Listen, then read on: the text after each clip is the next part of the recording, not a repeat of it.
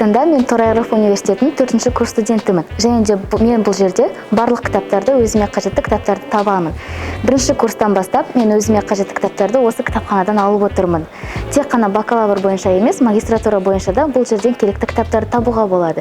Және де мен тарихта оқитындықтан тек қана тарих емес, басқа мамандықтар үшін де қажетті кітаптарды осы кітапханадан алуға болады. Я студент 4-го курса, и для изучения материалов по истории Казахстана, по всемирной истории, я все время обращаюсь к библиотеке. Например, электронная библиотека позволяет находить ответы на различные задания благодаря историческим материалам, трудам, монографиям, которые находятся в библиотеке. Я все время готовлюсь к практическим занятиям, к написанию научных проектов, дипломной своей работе.